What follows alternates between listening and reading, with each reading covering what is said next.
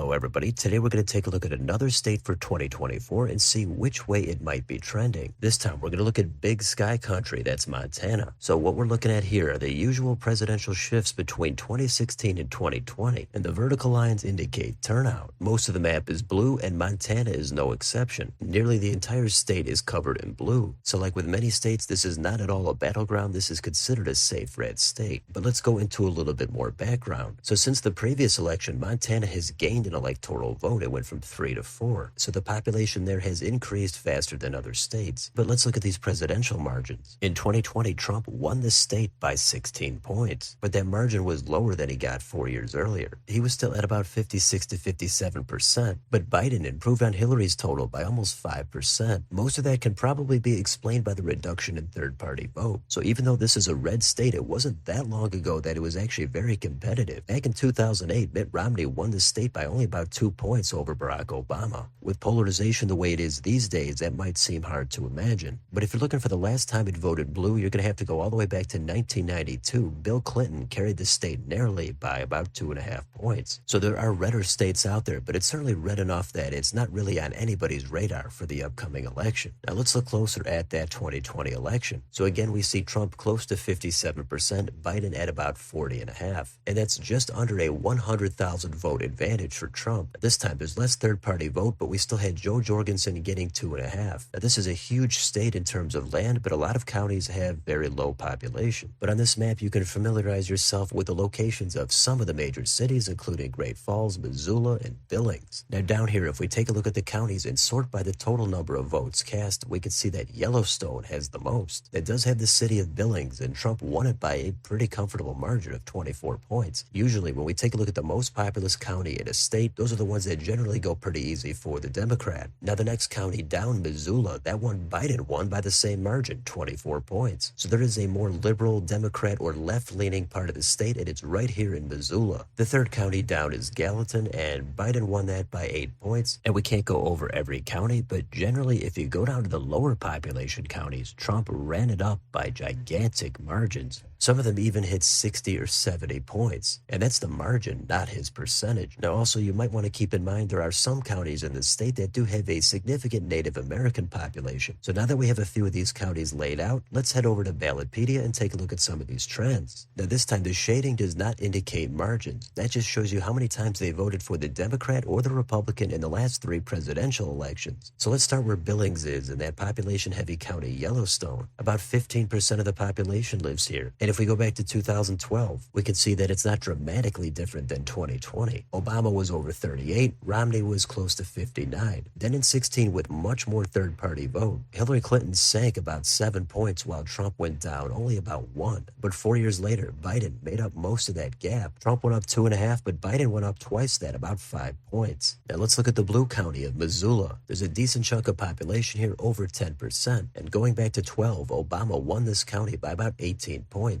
Then 4 years later, with more third-party vote, Hillary sank down about 5.5 points while Trump went down about 3. Then in 2020, we see that Trump was pretty much stagnant, but Biden went up significantly by more than 8 points. And let's look at the other county that has similar population. So Gallatin County holds about 11% of the statewide population. And back in 2012, Mitt Romney actually carried this county by 5 points. Then in 16, it flipped and Hillary won it by almost 1 point. Then Biden easily widened that gap. Trump had about the same as he did the first time, while Biden went up about 7 points. And if we take a look at another one in the Northwest, Flathead County, close to 10% of the population lives here. Romney won this by 33 points. Then the first time, Trump won it by about 35. But the second time, that margin was down to about 30. So many of these counties did shift toward Biden. It seems like Trump was close to his level of support the first time, but Biden was the big beneficiary from the reduction in third-party vote. So this all lines up with that first map we saw with all the blue lines moving toward Biden. Now again, some of these counties do have a decent chunk of native population, but if we look at some of these counties more so in the eastern part of the state, that's where you could see Trump ran it up by colossal margins. Romney was already hitting 70% of the vote in many of these counties, but in many cases since then, Trump has taken them into the 80s. So let's move on to the next map, and this will show you a detailed precinct level view of how everybody voted back in 2020. So this gives you a better idea where the pockets of blue voters are in this otherwise red state. As in many places when there's higher population, the vote tends to get a little bit bluer. But we can also click right here, and this will show us the shifts between 2016 and 2020. If we do that, we can see there's suddenly a lot more blue on this map, and that reflects the changes we've been taking a look at. Between 16 and 20, Trump's support may have dipped very slightly, but Biden clearly went up several points over Hillary. And if you'd like, you could zoom all the way in and take a look at the individual precincts. So if we look at Billings, most of that did shift toward Biden, a couple of these even by double digits. Now once you get out of the immediate area, it does turn to lighter blue and then eventually some red. But the red precincts which did shift toward Trump, those again have very little population, and they're vastly drowned out by the vote that shifted toward Biden. Another way we can look at some of these shifts are on this map here that has the red and the blue arrows. Blue shifted toward Biden, red shifted toward Trump. The bigger the arrow, the bigger the shift. And you can see there are some counties that did move toward Trump, but the population is just not significant. And we could also click on any one of these arrows to get a more detailed breakdown. So we can't take a look at every county, but let's take a look at Lewis and Clark. It's not the biggest county, but it's far from one of the smaller counties. And we can see that both Biden and Trump gained vote from 2016. But Biden gained a little bit more. He was over 5,200, while Trump was at about 4,500. And the other common theme to take note of here is the reduction in third-party vote. It went down more than 50%, down a raw 5.9. That takes it all the way down to just 3.1%. And throughout all the shifts, Biden went up 4.5 points, while Trump went up 1.5. So again, with more vote just being funneled into these two candidates, Biden comes out the bigger beneficiary. So that's where a lot of the vote shifted in Montana. But another thing that could be a big factor are the shifts among specific demographic groups. If we look at the national exit polling from 2020, we can see that Biden made his biggest gains with moderates, independents/other income 50 to 100,000, white men and Catholics. Trump's biggest gains were income over 100,000, Asians, Republicans, black men, and age 30 to 44. Now every election is going to be unique. You can't just take these metrics and apply them to the upcoming election to figure out the trends. That's not how it works. But if you want to get specific for Montana, we've got the exit polling right here. And always keep in mind that exit polling is just based on whoever was willing to take part in the survey. So you can see Trump won both men and women. He won all the age groups that they show. But when it comes to education, Biden was able to claim college graduates narrowly, as well as postgraduates. So it's easy to spend a lot of time on here and get lost in the data. The only other thing I'll mention here is that Trump won the independent vote by 4 points. So in addition to the demographics, the turnout or voter enthusiasm in general could be another factor to gauge the trends. So this map here shows us the turnout with the last 3 federal elections. In the blue wave of 2018, the turnout here was decent, over 60%. The turnout in the presidential election went up pretty much everywhere. In Montana, it was almost 72%. But the top number shows you the turnout in the 2022 midterms. There it fell below 18, down to about 55. So I would guess the turnout would be somewhere between 2018 and 2020. But again, it all might depend on how motivated voters are to turn out. So even though this is a pretty red state, Democrats have had success for other offices, including governor. Before the last election, they did win 4 of those in a row. But this is a state that will have one of the 1 or 2 most significant U.S. Senate races. And if you go back to 2018, this is where Democrats have had their big success. Jon Tester won this seat by 3.5 points. So if Democrats are able to win that seat in November, or if they ever want to make the state more competitive, this map here shows you how the counties might look if the margin narrowed significantly, or if it were able to flip and vote for the Democrat. So the last thing we can do here is take a look at the polling accuracy back in 2020. So even though Trump won the state by over 16 points, the aggregate polling had him ahead by only about 5. So that's potentially an 11-point underestimation of Trump's support back in 2020. I don't need to tell you that that is a gigantic wipeout in terms of polling. All the polls did have Trump in the lead, but the polling is off by about 5 points in both directions. So with all that said, which way will Montana trend? Well, we took a look at several counties. There's a few more that we did not take a look at, but generally we saw some movement last time toward Biden. Now, it might depend exactly how many candidates are on the ballot, but a simpler way to look at it might be to put most of the weight on how popular the party in power is. So if that's the case, I would expect most states to move toward Trump, even if it's only by a little bit. It's hard to guess how much redder it could actually get. I guess hitting over 20 points is a possibility. The state has seen some growth and probably will in the future. That could cause some of the medium-sized cities and some of the bluer counties to get a little bit bluer. But that's probably more for the long-term outlook. In this upcoming election, unless a blue wave starts to emerge or Biden really recovers his popularity, it's going to be tough to think that the state overall is going to shift toward the left. But who knows what's really going to happen? Anything could change up until the election, and there could always be some shifts that nobody's really accounting for. So with that said, that's an overview of some of the shifts in Montana. So let me know in the comments, which way do you think this this state is going to trend? Is Trump poised to make a significant gain? Is it going to stay mostly flat, or are the new residents going to cause the state to get slightly bluer? Let me know down below on your way out. Don't forget to like, share, and subscribe. Join if you'd like to help support the channel. Hit the bell for notifications. Thanks for watching, and I'll see you next time.